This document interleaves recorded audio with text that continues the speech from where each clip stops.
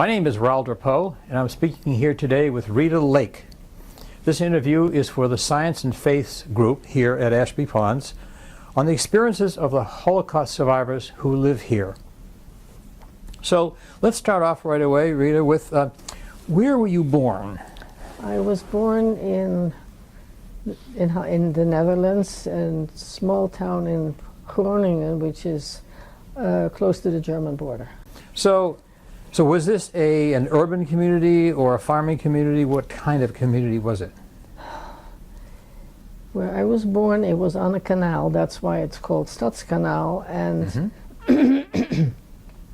my grandparents had a butcher shop, and or not really the ships, but not big ships, but like people boats. That lived on the on the boats. Canal boats. They would stop there and get their provisions for however long they needed it. Okay. So, did you live in a home or in an apartment? I think it was on the second floor. And a single family home, or did you have more than one family? I think there must have been. I don't know. I mean, I was little because we moved away from there. I don't know exactly how old I was, but. How old were you, let's say, in 1940? Well, then I was 7 years old. 7? Yeah. Okay, so you were old enough to understand what was going on to a good extent. Oh, yes, of course. Sure. Definitely. Okay. Did you have any siblings, brothers, sisters, etc.? Yes, I have a sister. She lives in North Miami Beach, Florida. I have a brother who lives in Atlanta, Georgia. Good. And the two, they survived the war as well, obviously? Well, yes, they did. Any others that did not? My father. Your father? Yeah. And your mother did survive? Oh, yes. Yeah. Great. Well, so let's talk about your father. What kind of a business was he in? First he had a butcher shop, but then he represented a spice manufacturer. And that's how come that he went to a concentration camp. Because on the day that he showed some of his friends or some of his colleagues where the factory was that made the spices, making sausages and stuff like that. So 2 of the people were Christian, 2 of the people were Jewish. The Jewish people were arrested and the Christians went free. How did the Nazis know that they were Jewish, the ones that were? Well, because in Holland, every city had a list of of religions. So they knew where everybody was. Whether they still do that today, I really don't know. But that's how it was in those days. It certainly was a big danger for the Jews at that time, for sure. Of course, it was a big danger. Yeah. So your language of origin then was Dutch, of course. Yes. Yeah. Did you learn English at that time, or only when you came to the United States? Oh no, I spoke English fluently when I came to the United States because I was. How old was I? 1952. I was 19 years old.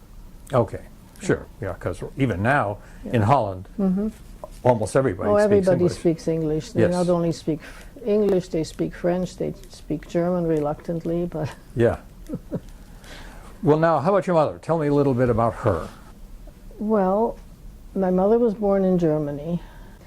There's somehow a relationship between my mother's parents and my father's parents. I mean, a few generations. And so when my parents got married, my mother moved to Holland or the Netherlands, whichever you prefer. She was not happy there. So they moved to The Hague.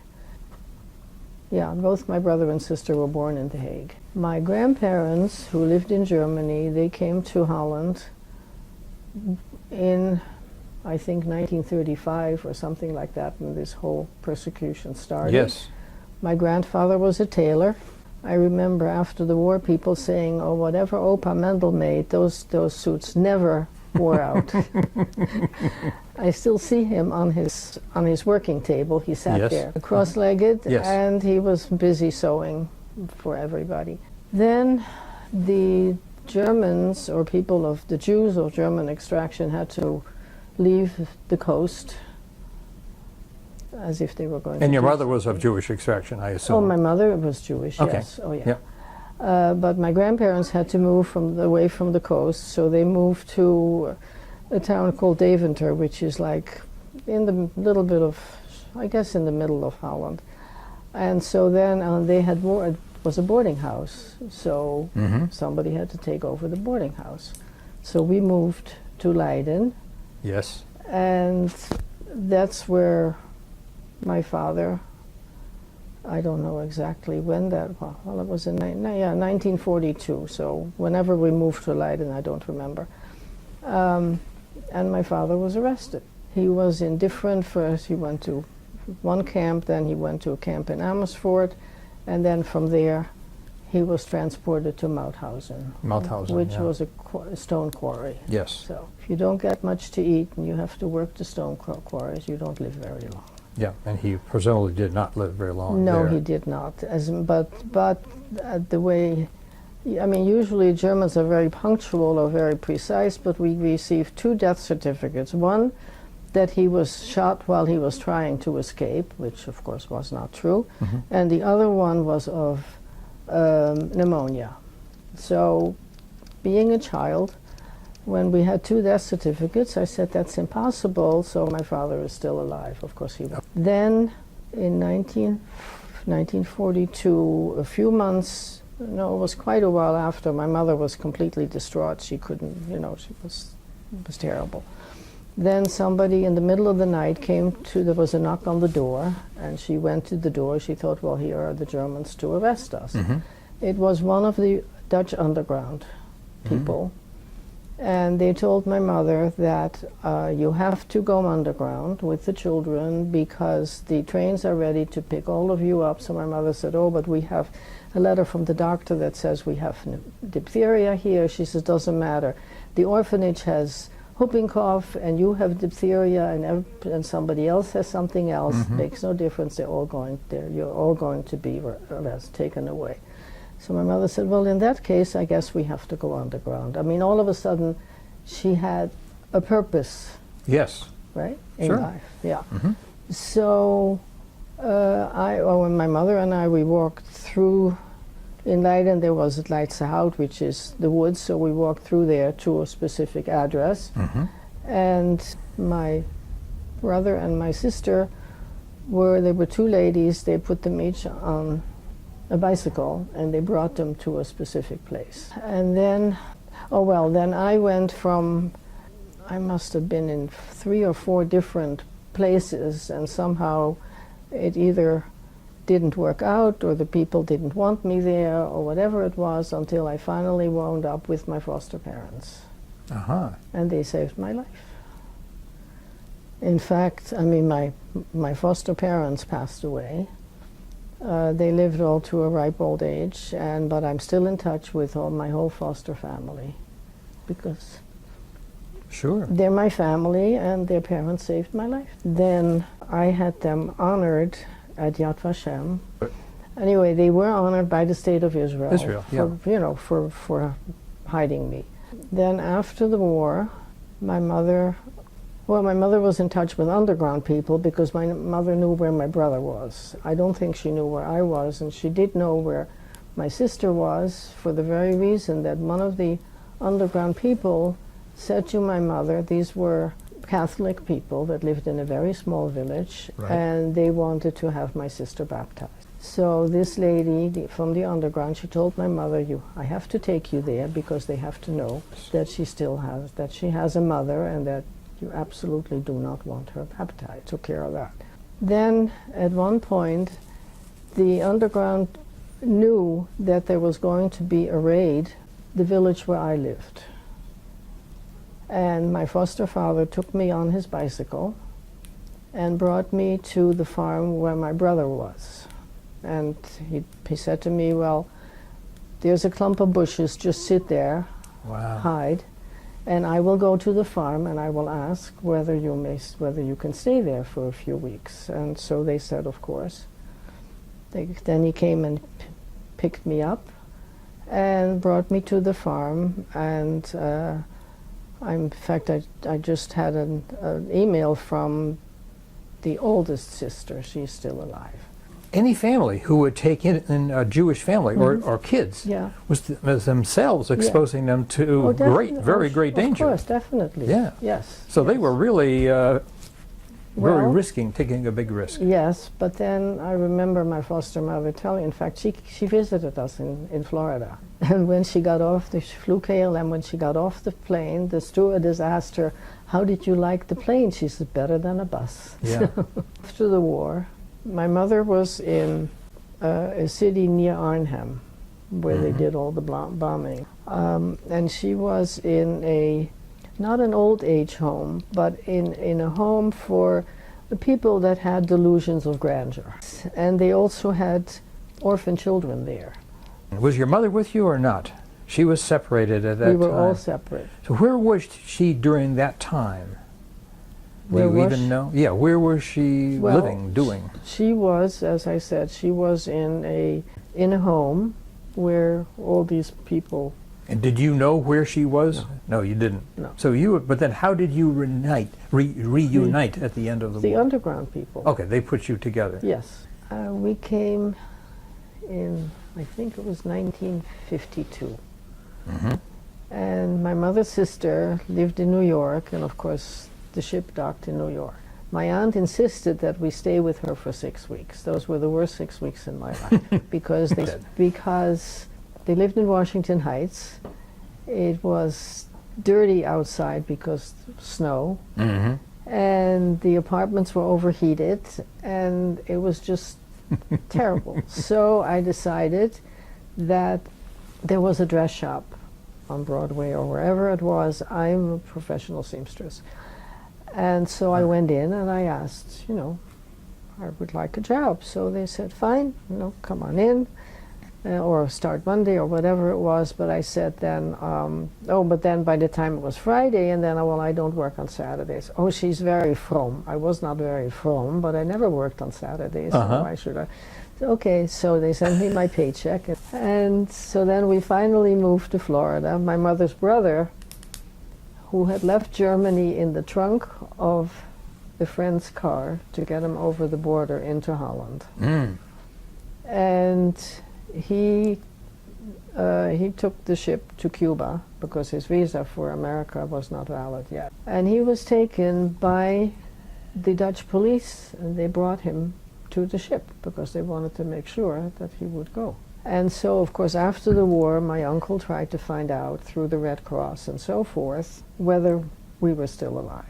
Well, then we came to Florida by train, and when you saw all the palm trees, it was really very, very nice.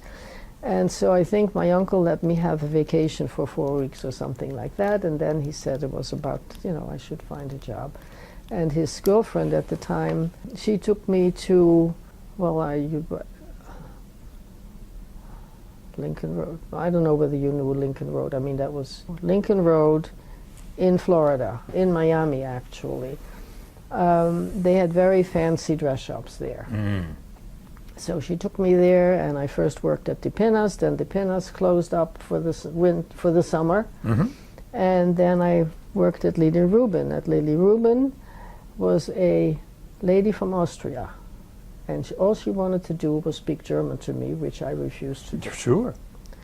Yeah. But she played bridge with my husband's mother. And so the two of them decided that my husband should give me a call. And he called me day before New Year's. So he said to me, he said, well, I guess you're busy at New Year's. Well, then how about I pick you up tomorrow, or after New Year's, and I'll take you out for dinner, and I'll pick you up at 8 o'clock. I said, that's fine. So half an hour later he calls me back. He says, if I pick you up at 8 o'clock, then that means that we won't have dinner until maybe 9, and I'd be starving. Could I pick you up at 6 o'clock? I said, sure. So I got off the phone. I said to my mother, I never met him, but I like his voice. That was it. And we were married almost 63 years. My husband died last June at the age of 95, in full Wow. command of his faculties. So. Well, now, there are here in the United States a lot of schools Yeah. are teaching kids, high school and younger, particularly younger kids, Right. about what happened in World War II, the Holocaust, trying to convey a lesson to them. If you were sitting in front of a group of kids like that, Yeah. 10 to 15-year-old kids, is there anything you would want to tell them about what they should know and remember about your experience, the experience of others in that environment? Well, this was hatred against, it was anti-Semitism. And whether you're a Jew or Catholic or Christian or Hindu or whatever you are, everybody is entitled to practice their own religion. In fact, I had Hitler just didn't want that because had something against the Jews. Maybe they were more intelligent than he was. I have no idea. But I mean, that would be my explanation. Okay. Is there anything else you'd like to add before we wrap up? No, I don't think so. I think I told you just about everything. Thank you very much. It has been wonderful talking My with you. pleasure. Thank you, Rita. Oh, you're welcome.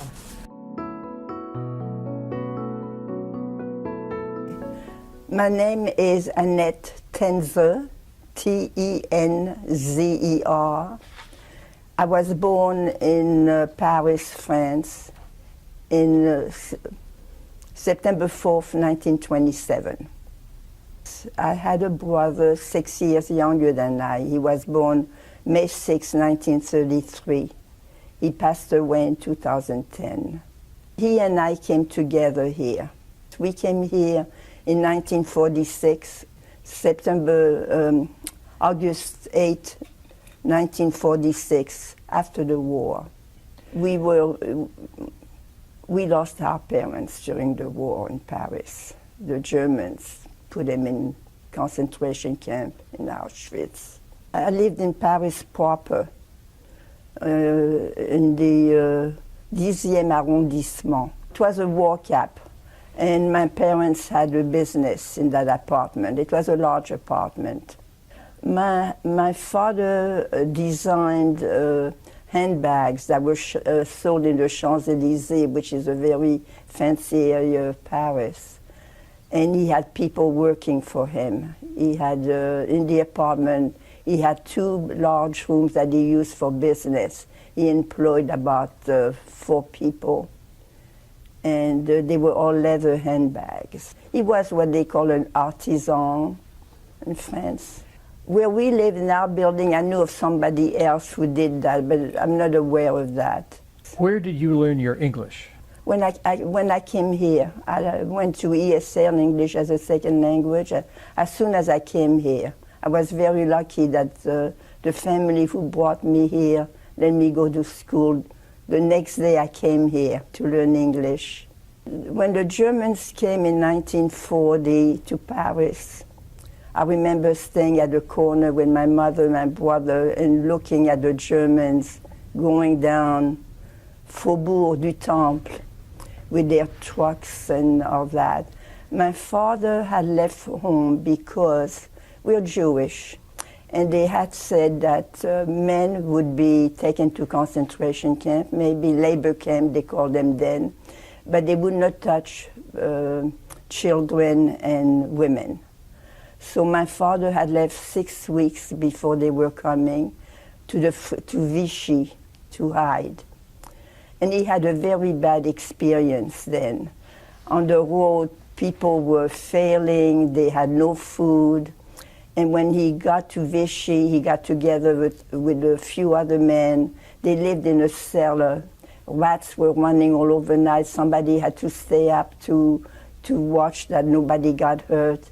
It was hard to get food. It was a very bad experience. And that lasted, he came back 6 weeks later. And when he came back 6 weeks later, he said, it's not worth it to run away from the Germans. If they want to pick me up, I'll go to a labor camp and I'll work. He didn't know that they were extermination camp. So 6 weeks later, I remember seeing him coming, and we were so happy to see him, and he started his business again. That was 1940. 1942, July 16, 1942, the German had, they picked up everyone, babies in cribs and all that. And they picked up my parents. I wasn't home. My brother and I were not home. And the reason we were not home is because from the age of 10 to about 14, I had asthma. The doctor suggested that I go for a cure in the Morvan, which they had natural springs. I think they were, I don't remember, but anyway, they were natural springs that would help people with pulmonary problems. So I went there first in 1941. I came home and felt so much better. I missed less school that year. So when 1942 came, I said to my parents, I want to go again because I feel so good that maybe I'll get rid of it. So they said, no, now you can't go, you're wearing the yellow star. And if anyone sees you and you're out of your neighborhood, they can report you. So I listened to my mother, and I was walking down Paris, and I was wearing the yellow star, and a policeman stopped me and asked me why I'm wearing a yellow star. He says, you're not Jewish, because I was like any French young girl. And I said, well, that's not what they're telling me. So I came home and I told my parents, the policeman doesn't believe I'm Jewish, so why should I wear a star? He said, well, you can be reported by somebody who knows you. So I came up with the idea that I would leave early in the morning, and with my brother and I were very close. And we had to go over a bridge, a canal, to go to the metro. So I said, I'm going to leave early in the morning when everybody's sleeping. I'll wear my yellow star. I'm going to sew it very lightly. And when I'm on the bridge, out and in the canal. So my parents listened to me, and they got in touch with the people at the camp. And their son worked for not their son, their nephew worked for the trains. So he got in touch with him, my father, and told him, if you take time off for work, I'll pay you whatever you want. Take my 2 children to your aunt to the camp. So that was June 27, 1942. My brother and I left early in the morning. We got over the bridge. I said to my brother, make believe that you're picking up your knee socks, pull the star and throw it in the canal. And we were both, nobody was there. We were both free. We walked to the metro, and we met this man, and he took us to his aunt who ran the camp. And we were there about July 16, 1942. Somebody who knew my father called me and told me that my parents were picked up that morning in concentration camp to Auschwitz. And asked me if I wanted my winter clothes, because he didn't think I'd be seeing them so soon. And I said yes. And that's the last time I saw my parents. So your father and mother had to wear the Star of David as well? They did. Yeah, everybody. Yes, they did. How old were you at that time? I was going to be 15. 15. So you were old enough to understand what was going on. Oh, yes. And the Nazis were feared because the word was out that people were being, Jews particularly, were being taken to the death camps, not just to a work camp, but... Yeah, but in those days, we thought in Paris that they were my parents thought they were work camps. Did your family belong to a synagogue?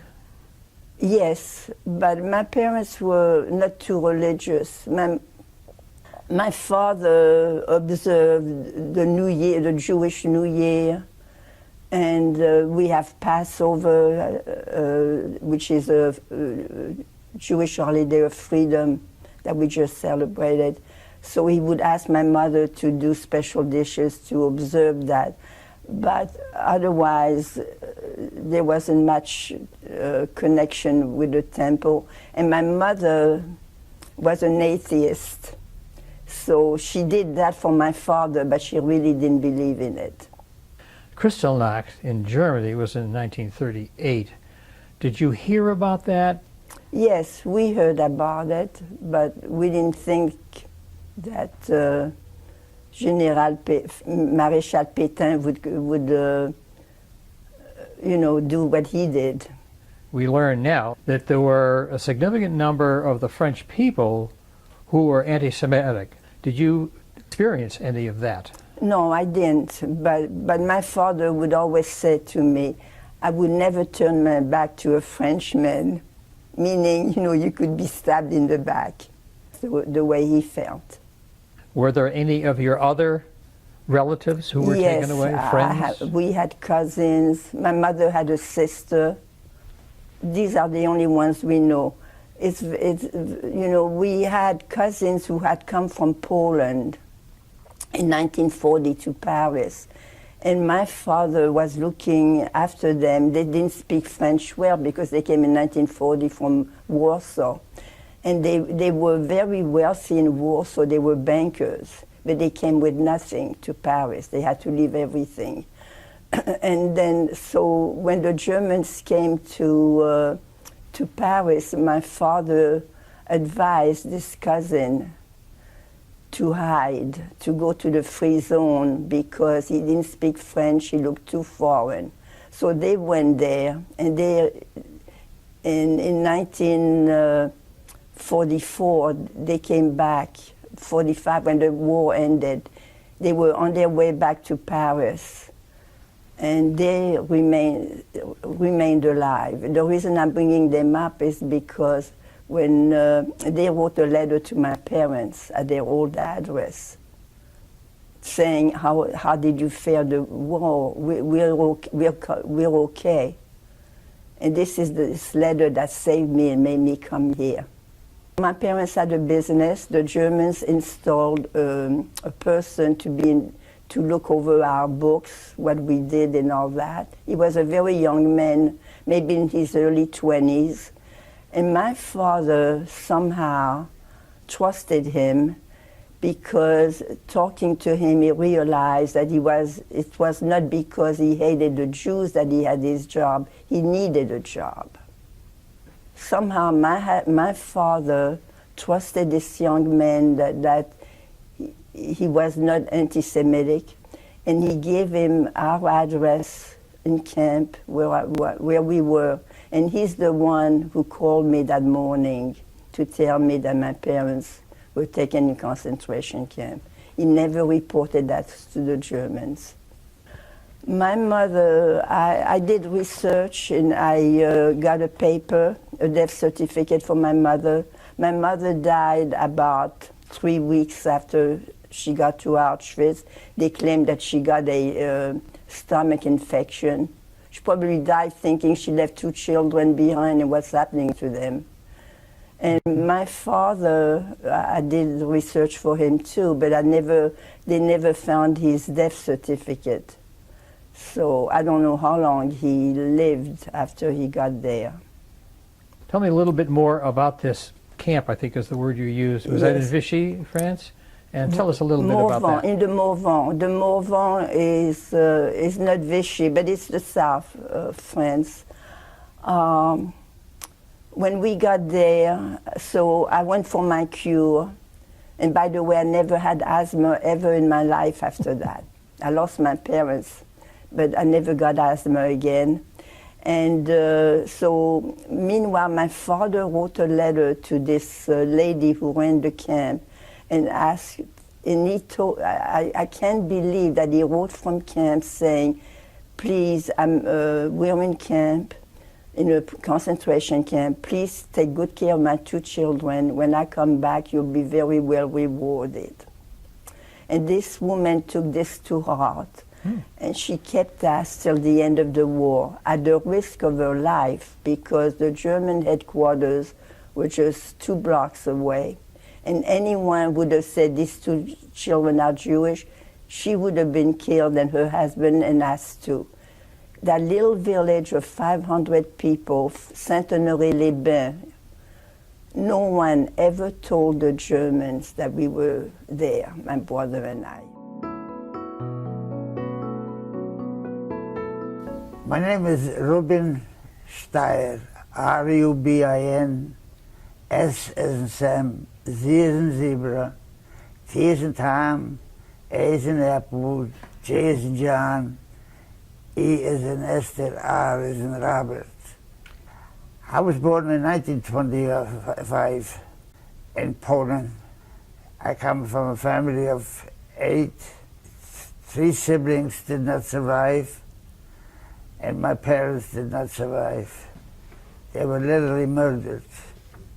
I was born in Klobuck, Klobuck, Poland, a small little town of about 5,000 people. And I lived there all my young years. We were taken, put in a ghetto, and kept there until they were ready to take us away. We were 3 boys and 3 girls. The 3 older ones survived. The young ones did not. I had a younger brother of age 12. I have a younger sister, 12, 10, and 8. They did not make it, and my parents did not make it. Older brother and older sister and I survived. Well, when they first came in, they started with the ghetto. And let me explain a little bit the ghetto that as I know it, and the ghetto that you know. Mm-hmm. In this country, where you have a certain ethnic group living in one area, it's called a ghetto. But you can move in, you can move out, you can come, you can go, you're a free person. There's some restrictions, but it's not the same. The ghetto that I lived in was that they chose the biggest slum area they could find and made the Jews move out from the other areas in the slum area, and they called it a ghetto. The Germans called it the ghetto. I don't know where it originated, but whatever, it doesn't matter. In big cities, they put walls around, they put markers, they did all kinds of things, so you know where the ghetto is. You also had to wear a yellow Star of David, one in the front, one in the back, to be identified as who we are. And when they put us into the ghetto, we were 8 people, and we gave us one room, probably no bigger than your child had. How do 8 people live in one room? Can't. My mother and my younger sister slept in one bed. We had one bed. Because we couldn't take anything, we had no transportation, we took a few of the things that we could carry, like a little bedding, a little food that we had, clothing, the bare necessities, and moved into the area. In the town I lived, they marked it off. I don't remember if it was crayon or whatever, it really doesn't matter. And we had to wear the yellow Star of David. Anybody age 8 or older had to wear one in the front, one in the back, to be identified. I'm a Jew. Anyone caught outside of that ghetto would usually cost their life. There were no courts. They judged you right then and there and carried out the punishment. It's called a ghetto, but you're free to leave, move around. We could not. We did not have any businesses, we didn't have any factories, we had nothing. If you don't have a business, a factory, how are you going to make a living? And you can't get out from that area. We had to adhere to certain things that I wouldn't do today. We had to smuggle out of the ghetto at night to a field where the farmer grew some food and dug up with our hands and take it out, bring it home. But be careful that no one sees you. That is in the summertime, food is growing. What about the seasons when nothing is growing? We had to learn, you would call it stealing, ask about survival. We had to go and dug up with our hands. So every move that we made, we had to think out, figure out a way how not to be seen, not to be heard. I was lucky enough. But we usually did that at night when the guards were sleeping or whatever, I don't know. They weren't staying outside to watch us. We watched them. In 1942, we were told there was going to be a roundup. Matter of fact, some girls that prostituted themselves learned that and they used to spread the word. My brother, older sister, and my father went into hiding. I was 16 years old, 12 years old. My parents felt when they come, they're not going to take me, I'm a child. Little did they know that they didn't respect children, that I would be a victim. It was a knock on the door, she opened it up and they came in like a tank. And they yelled out the names of my father and older brothers. Where are they? My mother said, I don't know, as any mother would do. They started screaming, yelling. They got angry because the Germans did not want to be fooled. When they said, where are you? We better come out and say, here I am. And you don't answer them, I don't know. They kept on screaming, yelling, and repeating the same question. I hear their voices now. And they got the same answers. They looked at me and they told me to stand up. I stood up and they came over, grabbed me by my arm. My mother, as any mother would, she grabbed me by the other. But she and I were no match. The Germans grabbed me by my mother grabbed me by the other arm. My mother and her and I were no match for them. They pulled me out from my mother's arm.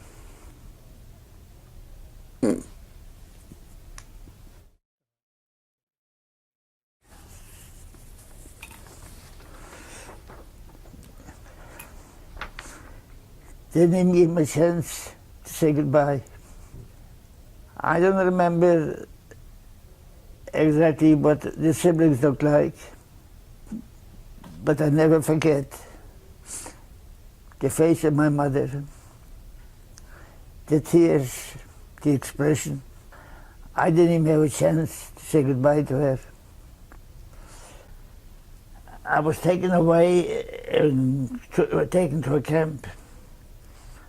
When I got there, they took several things from us. They had us get undressed, and we stayed around naked. I'm 12 years old. I had never stood naked in front of anybody, not even for my father. And they gave us a new outfit, consisting of a pair of pants and a jacket, and a pair of shoes, no socks, and no change of clothes. And they gave us a burlap bag to fill up with straw to become my mattress, and a blanket to serve as a sheet and a cover. And then we were assigned into a barrack. If you've been to the museum, they show you the barracks. The rooms had a window on each end and had a door and had bunk beds. I don't remember what else. And they assigned us into that barrack, each one a bunk bed, one top and one the bottom. And that's when the Holocaust began. I don't know how long we were held there, captive, but gradually, the next day, they made us go to work. The kind of work we did, they gave me a blanket to serve as a sheet and a cover. They gave me an outfit, a pair of pants and a jacket, a burlap bag to fill up with straw that became my mattress, and we were assigned the barracks. Then, what was the name of the camp that they took you to? It was called Markstad. I'm sorry, actually it was Finstagen for a short while. Five lakes, 5 legs in German. The next morning it became a routine for quite a while. They woke us up around 5:30, 6 o'clock. They gave us our ration for the day, a cup of substitute coffee, no bread, no cereal, no nothing. That was it. Summer, winter, spring, fall, whatever. At 6:30 they counted us, make sure no one escaped. Then we marched to work. What we did, we literally moved mountains into valleys. They could build ammunition factories. They did not allow us to build the factories, I guess, we worked from 8 till 12 non-stop, no matter what the weather was. Rain or shine, snow, sleet, and we only had one set of outfit, of clothes, no matter what the weather was, whether it was 90 degrees, 100 degrees, or it was 50 below, we wore that clothes. And we worked from 8 till 12, from 12 to 12:30 we had the so-called rest period. If the weather wasn't raining, it wasn't cold, and it was dry, I would just lie down for that half an hour, take a nap. We had to conserve a little bit of energy. And then we worked 6 o'clock. 6 o'clock we were rounded up, counted, and marched back to camp for a whole hour. We got back to camp around 7, and we had a half an hour time to so-called wash up. Can you imagine if you had to be outside on a hot summer day, or in the winter, the temperature is 90, 95, 100 degrees, and don't even have a drop of water. Or in the winter time, your temperature gets to be below freezing, and you wore the same clothes you wear in the summertime. No coats, no sweaters, no hats, no scarves. Actually, our hands sometimes froze. You just stay there and rub them to get the circulation, blood circulation going. Then we got back to camp at 7:30, and we had an hour's time to take a shower. The problem was the shower, you were out there freezing cold all day, and the water was cold. Even if I could get in and take a shower, I wouldn't do it, because the things that we take so much for granted we did not have. We didn't have a towel to dry ourselves off. We didn't have any toilet paper, tissue, toothpaste, all the things that we find in our bathroom. And if we don't have it, we complain. We walked around for weeks and months without taking a shower. And if you don't bathe, they're lice. They're very infectious. Typhus, the usual killer. Then came time to eat. And the whole time that I was in Filzhagen, I never saw a fruit. I never saw a vegetable. I'm not talking about eating, seeing. They gave us a cup of soup made out of rutabaga. They would feed the cattle, and a small portion of bread that had to last 24 hours. And then there was curfew, and we had to go to sleep. They were young boys and middle-aged men. They didn't separate young and old. Well, I was in the camps for 4 years, different camps, but they were all hell. We were guarded 24 hours a day. Assuming I can escape, where am I going to go? Poland were very, very anti-Semitic. If I go and if they see me, they report me to the guards immediately. I didn't know where I was. So I stayed in that camp, because there at least I was safe. I would die from starvation, I would die from, but not from torture. So I stayed there in the camp, and it turned out the right decision. There's so many things that went on there, it is unbelievable. At the end of the 4 years, people were dying. I was in Bergen-Belsen. Bergen-Belsen was a camp, unlike the others I was in. They didn't have to kill us. We would die ourselves from starvation. They took away the condition, the living condition. It was an empty shell. No heat, no air conditioning, no nothing. It was cold like hell in the wintertime and hot like hell in the summertime or spring or fall. I was found in a mountain of dead people.